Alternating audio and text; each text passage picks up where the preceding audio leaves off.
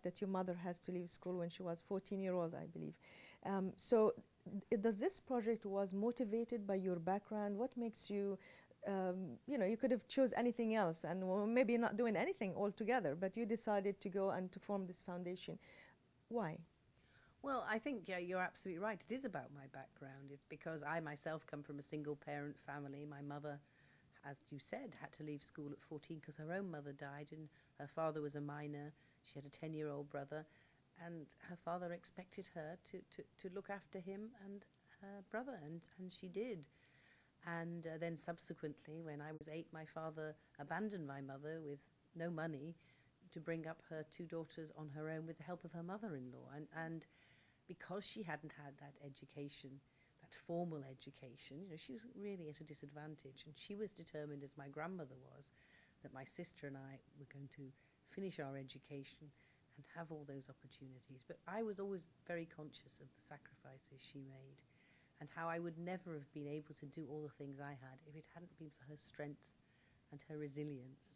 And so I didn't need to be told that across the world there were strong, resilient women who, given an opportunity, would do so many things, not for themselves, but actually for their families. And that's what all the statistics show, that women invest in their families, women invest in their community. Women are the backbone of their communities, and yet we are not acknowledged as such in the world, and we need to do more to make sure that happens. Now, I'm lucky where I came from. I was lucky to be born where I was, when I was, at a time when opportunities were opening up for women.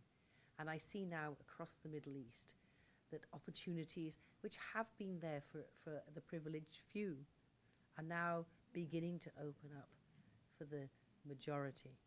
And I want to help be a part of that and help women take their rightful place in the world. So the 21st century really is a time when we can say men and women are equal partners in building a better world.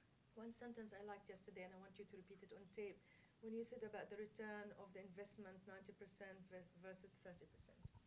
Well, this was a statistic that I often talk about, that the World Bank found that if you invest in women, 90% of the money you're invested will come back to their families and the community and their businesses. The equivalent figure for men is not so good, and that is 30 to 40%. When I was in Kenya with a project I do there, the women were asking me, why are you doing this?